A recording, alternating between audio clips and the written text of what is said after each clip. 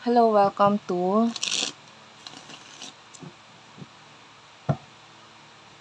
Virgo Philippines. So, ito yung reading natin for Virgo. Sun, Moon, Rising, Venus, Jupiter, Virgos. Be sure nakasubscribe kayo sa ating channel. So, kung hindi pa nakakasubscribe, if you want, pwede kang personal reading, Jing Tarot Reader, or sa akin, pwede rin naman po sa akin,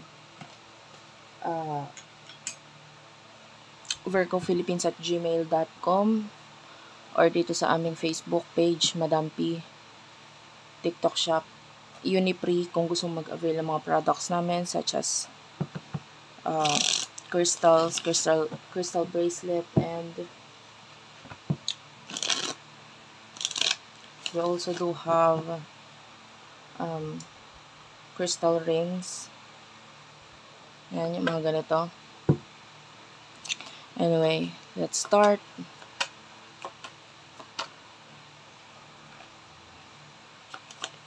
Follow nyo rin ako sa Facebook, guys.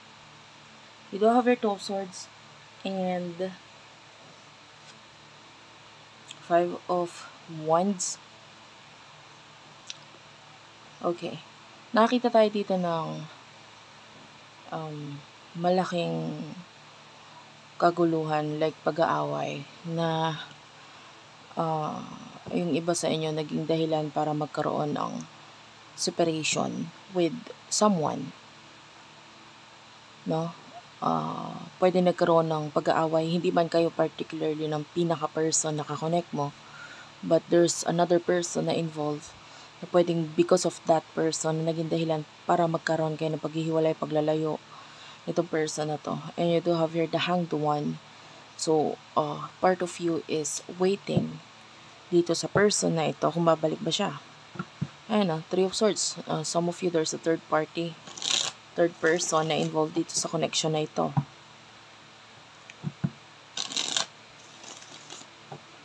So, sino yung person na kakonect mo? Temperance is here, and the Moon.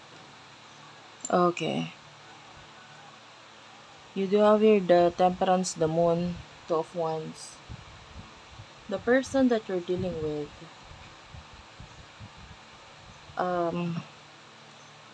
nakakuha tayo dito ng energy na this person is waiting. Pareho kayo waiting din.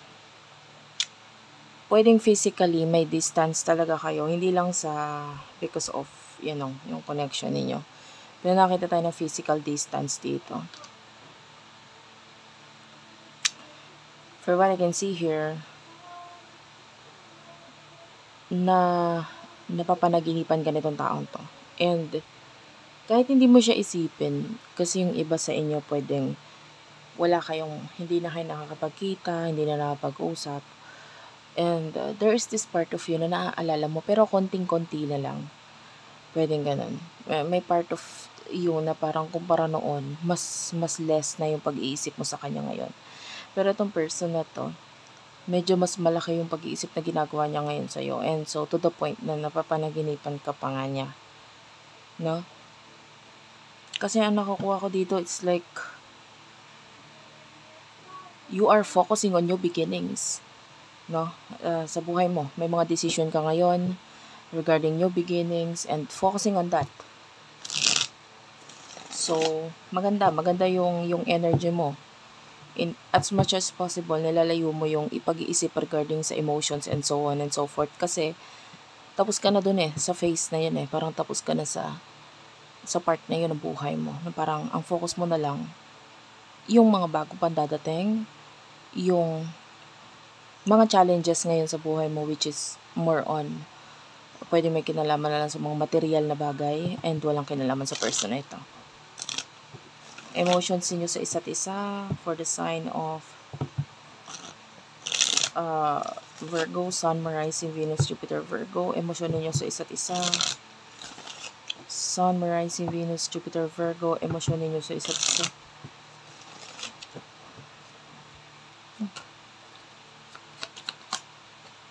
Ace of Swords. Yeah. The Six of Wands. Yung iba sa inyo, you feel like, hindi lahat konting-konti lang sa inyo.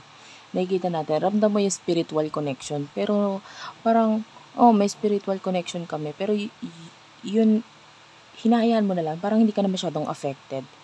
Alam ko naman na na soulmate ko tong taong to, na twin flame kami. Parang gano'n. Alam ko naman.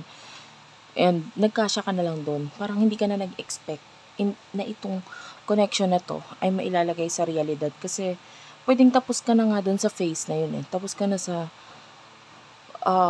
ng part ng connection nyo na yon, no? And you're just focusing on your goals, your whatever itong mga things na magbibigay sa inyo victory sa buhay mo, Ace of Swords, new beginnings, and you have this, nakakita ko ng sun dito. So, nasa kamay mo or nasa isip mo ngayon is yung mga bagay na gagawin mo, no? Na ilalagay mo sa realidad, and that is has something to do with your goals, your growth. Alam mo, kailangan mong aksyonan yung mga bagay na gusto mo talaga or yung magbibigay ng growth expansion sa'yo. So, that is your focus right now. Pagdating sa person na ito, this person, I can see, alam mo, nakakaramdam ako ng lungkot talaga dito, pain. And the Eight of Cups, this person wants to see you sa future. Hindi man ngayon, pero sa future, sana makita kita. Sana makasama kita. Hindi ko alam na kung sino yung taong pinakaayaw kong mawala sa akin. Yun yung nawala. At hindi ko akalain na ganito pala yung pagkamiss or pagpapahalaga na nararamdaman ko sa'yo ngayong wala ka na. So that is the message. So, with the Hierophant, parang ang dami niyang learnings na natututunan ngayon sa buhay niya. Lalo na sa spiritual connection ninyo. No? Kasi, maaring nun, nararamdaman niya, importante ka siya sa kanya. Pero hindi siya gumawa ng enough actions para ipakita at iparamdam sa yun. Okay? So, what will happen in the near future sa inyong dalawa? In the near future sa inyong dalawa, you do have the Queen of Swords. The King of Swords, wow. As you can see, you have a lot of swords here sa side mo, which is the right side is your side. That is Gemini, Libra, Aquarius energy. So, ngayon, mas gumagana sa'yo utak mo. This is an air sign. This is, nagpapakita ito ng mga nasa isip. And then the wands, all of those are action cards. No? And the number 5 sa numerology, it's all about changes. So, you're making these changes sa buhay mo para magkaroon ng, sa katuparan yung mga bagay na gusto mong mangyari in the future. And yung mga nasa isip mo, ideas mo, goals mo, whatever, you're doing something para isabuhay itong mga bagay na ito. With regards to your person, you do have their King and Queen of Swords. This is victory. This is a professionalism. This is, so in the future, nakikita natin you will be more professional. Ang mas focus mo is yun nasa goals mo. So, magbubunga lahat ng mga ginagawa mo ngayon. Whatever challenges na pinagdadaanan mo ngayon, nagiging dahilan yun para mas lalo ka pang i-push mo yung sarili mo to do this necessary change na kailangan mong gawin talaga. Alam mo yun, minsan kasi yung challenges or problema, sabihin na natin ganun. Ano yun parang pagtutulak sa'yo na umalis ka dyan sa comfort zone mo. Gawin mo tong mas kaya mo pang gawin. Alam mo yun, parang ginigising lang nun yung talents mo, yung skills mo, yung ideas mo, yung galing mo. Ginigising lang lahat nun Or if you need a guide,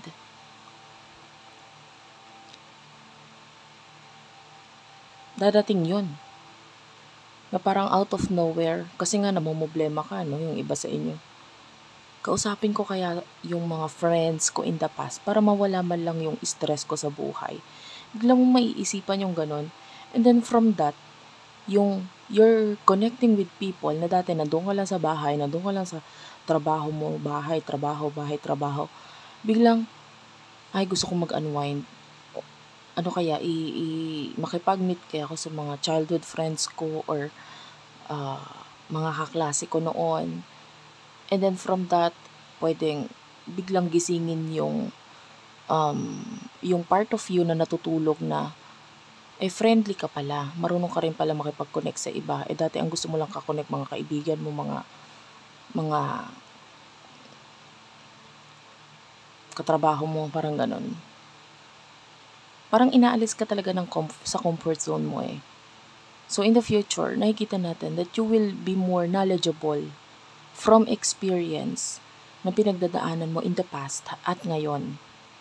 Ngayong mga challenges na yan, gigisingin ka lang yan para ilabas mo yung hindi mo mailabas sa sarili mo. Sana nagigets mo yung message ng reading na to. Kasi nakapakaganda sa totoo lang. You are not focusing on love, but rather you are focusing on yourself na nagiging dahilan para magkaroon ng personal growth and spiritual growth sa'yo. Maybe a lot of you no longer care dito sa past na ito.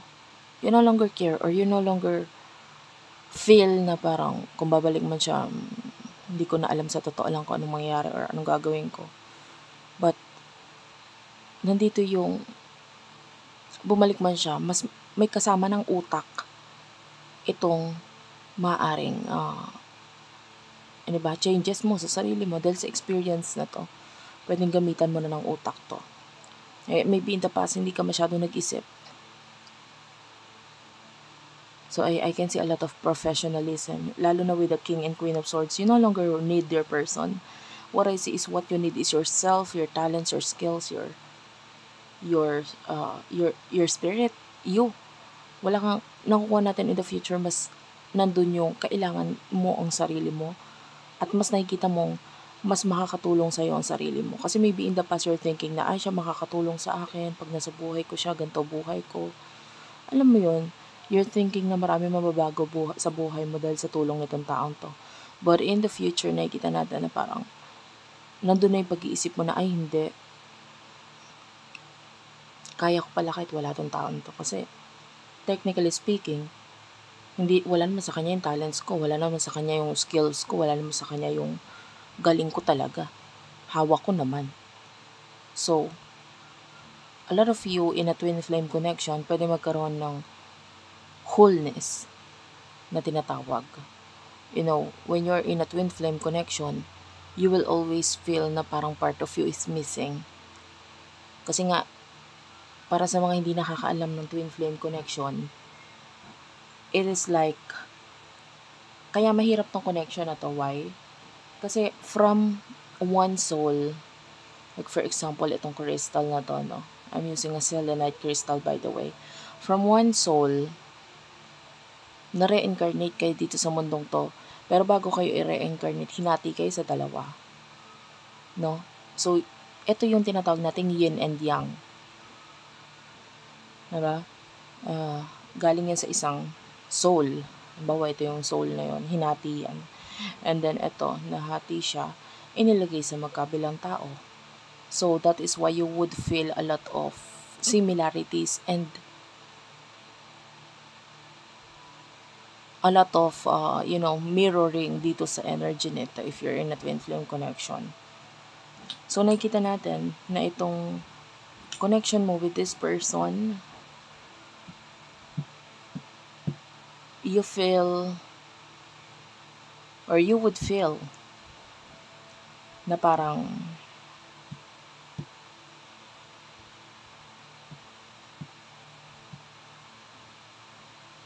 hindi mo na siya kailangan. You feel whole. You feel like okay na ako eh. Parang ganun. In the future. And yung iba ngayon pa lang nararamdaman na yan. Okay? So that is very beautiful.